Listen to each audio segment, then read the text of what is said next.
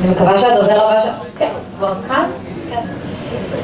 ההרצאה הבאה תועבר בעצם בשפה האנגלית, נכון בועז? כן, הגיע.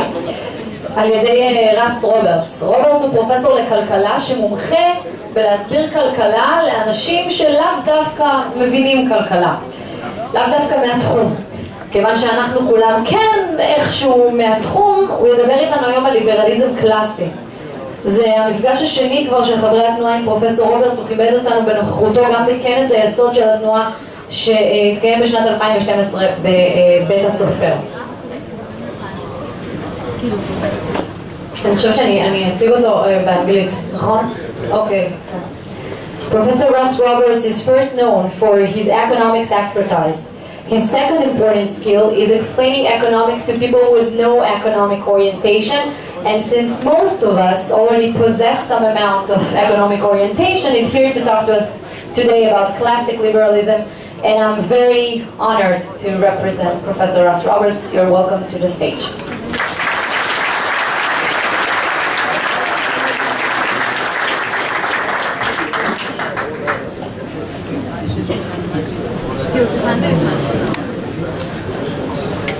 Where's Amir? אני מצטער? זה? אני מצטער שאני מדבר באנגלית. סליחה. I may be saying what the person, what we just heard, I hope not, but we'll find out. You'll tell me.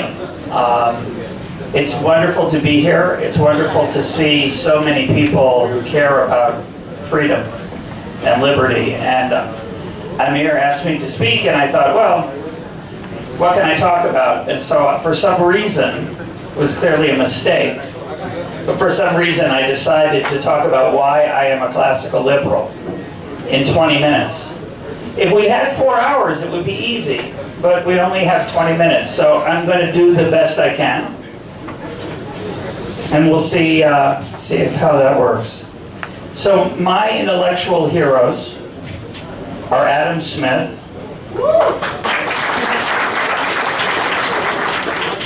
F.A. Hayek, and Milton Friedman. Those of us who share their views on life used to be called liberals, but the left stole our name. So now we have to call ourselves something different. So sometimes we call ourselves libertarians. Sometimes we call ourselves classical liberals. It's the same thing. So classical here means old-fashioned. And what does that mean to be a classical liberal? I believe in the life and dreams of every individual. And at the same time, I recognize the fact that human beings, that we are not perfect. Because we are not perfect, because we all have flaws, I believe in limiting the power of any individual or any group of individuals to make decisions for other people using force via the power of the state. I want to limit the power of the state, the power of the government, for 4 reasons. I'm going to call them the knowledge problem, the incentive problem, the power problem, and the paternalism problem. Reason number 1, the knowledge problem.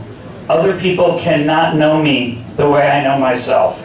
This is what Hayek called the knowledge problem. Knowledge is dispersed, and no government, no individual, no computer can absorb that knowledge, and I know what is best for me. Of course I can make mistakes, but I want to make my own mistakes rather than have someone else make mistakes for me.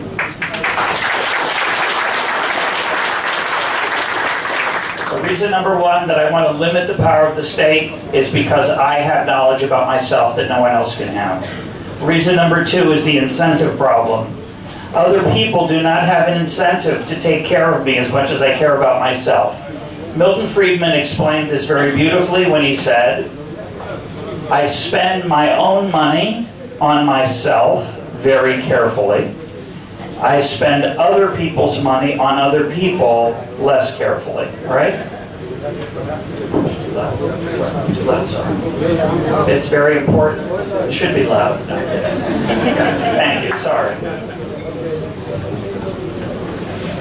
Sorry, better now? It's good? Can you hear me in the back? It's good? Yes? Okay. So the incentive problem is I spend my money on myself, my money on me very carefully, but I spend someone else's money on other people not so carefully. So that's the incentive problem. Politicians don't have the incentive to spend money carefully or to make decisions carefully. Number 3 is the power problem. People with power are prone to misuse it to their own advantage and not to help others. We have a romance about government and collective action through government that is misplaced. There is no reason to believe that people who have power are nice people. They're not particularly mean, although unfortunately if you give them more power, not the best people rise to the top, as Hayek wrote about in The Road to Serfdom. Reason number 4 is the paternalism problem. This is in many ways the most important issue to think about. What's the purpose of life? What is the purpose of life? Is it to get rich? Is it to be, to have a fancy car and a big house? That's nice, that's all nice, but you look over here. I like this picture a lot. To be free in our land. Free to be what? Free to do what? And the answer is whatever gives you satisfaction. I don't know you. I don't know your dreams, right? I can't know you. I can't know your dreams if I'm in the government. So I want you to have the freedom to choose what you care about, what gives you satisfaction, what gives you inspiration, what gives you the deepest meaning in life. So part of that growing up, part of being a free individual, is taking responsibility for your own actions. It's about making mistakes. It's about learning from the mistakes. But it's not about somebody taking care of you. That's what a child's life is. An adult's life is about responsibility. A child's life, someone takes responsibility for you to make sure you don't play in the street, to make sure you don't hurt yourself, until you learn that things are dangerous. But once we're adults, and we know it's dangerous to play in the street, it's dangerous to go skiing, it's dangerous to smoke a cigarette, it's dangerous to do lots of things, it's dangerous to take risks investing. Once we understand that, we have to bear the responsibility for our actions, not someone else. If someone else bears that responsibility, I'm no longer an adult, I'm a child. So I don't want someone acting like a parent for me when I'm no longer a child. Because of these weaknesses of government, I believe that those who want to run my life, the burden of proof is on them for why they should take away my freedom. For a classical liberal, there is a very short list of activities where coercion, the use of force by the government, is justified. The legal system, police, courts, and defense. That's it. A little bit more maybe here and there. We can debate about what's important. The government maybe can do better than private action. There may be a few other areas. But in general, those are the classical areas where government probably does a better job than a private solution. I'm not an anarchist, although anarchy is interesting. Is there any anarchists here? There are probably a couple. Anarchy is a lovely thing. I'm all for it. But I'm a classical liberal, and I think it's a... I have no problem with anarchy, but I'm not an anarchist. It's important to say a couple of things. Believing in liberty does not mean that I am pro-business. I am not pro-business. I am not in favor of profit. I am in favor of capitalism. That's not the same. A capitalist is not the same as someone who is pro-business. Capitalism, as Milton Friedman liked to say, is a profit and loss system. The profits ensure prudence, care, caution, and the losses ensure also care and, the profits ensure risk-taking, the losses ensure prudence and care so that the risk-taking is not reckless. Without the loss system, if we only have profits, it's not capitalism. It's crony capitalism, which is unfortunately what we have in the United States right now for a large part of the financial sector, which is a terrible thing. Under capitalism, you are free to get rich, and you're free to lose all your money. That's capitalism. It's a system of responsibility that has feedback loops, feedback that punishes people who make mistakes with losses and rewards people who take good risks with profits. Some people think the solution to the problems of economics and the problems of regulation is to make sure that the right people get elected. I think that's a terribly incorrect way to think about the political process. As Milton Friedman once pointed out, a good system is one where the wrong people in office have the incentive to do the right thing, because most of the time it's the wrong people, folks.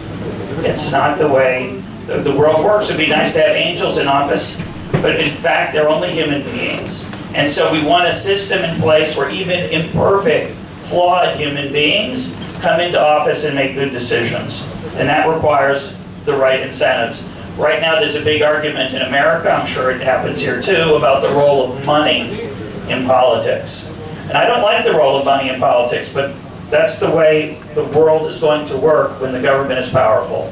When the government is powerful, people are going to try to influence. If you want to take money out of politics, reduce the power of government. But what people want is something they can't have. They want a powerful government that people just say, that's a good idea, and they don't try to influence it. That's a fantasy. So if I have a choice and I have to give up one thing, I have to give up the power of government. I am a classical liberal. Believing in liberty does not mean that I believe in selfishness. No man, no woman is an island. We care about each other, those near us, those in our family, and those who struggle to feed themselves. I reject the idea that government is the only way to help people.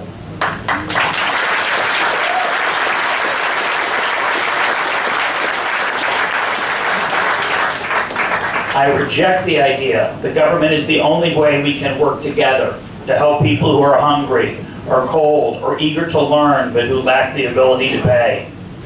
I reject the idea that forcing people to help others makes the world a better place. When I say that I'm in favor of liberty or freedom, or I want smaller government, people assume that I want people to starve to death. People assume I want people not to have medical care. People assume I want people to not be able to go to school. That's ridiculous. I believe that we make the world a better place when we choose voluntarily to work together to help others. People say,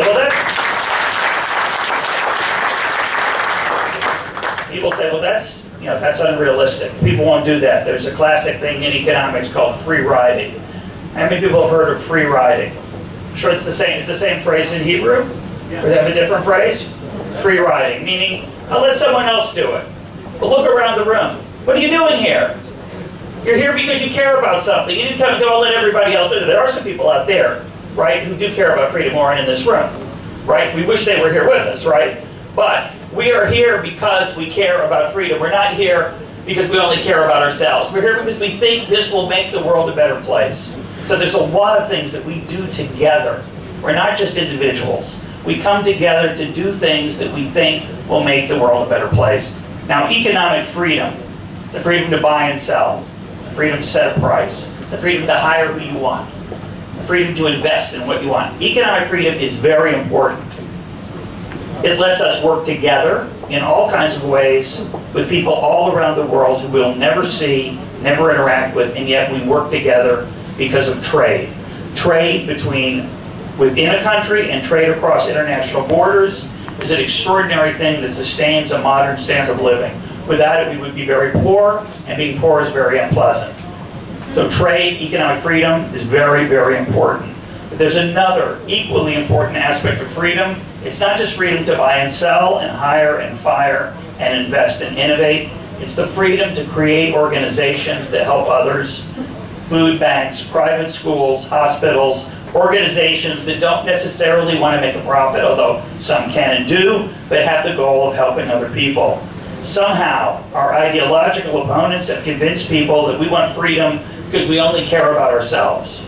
That's ridiculous. That's a horrible world. And there are people like that. There's about 17 people like that in the world. Let them go off and have their own movement. That's nice. But those of us who are classical liberals don't just believe in economic freedom.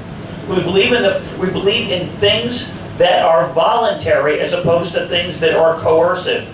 We believe in the freedom to choose to work together rather than be forced to work together.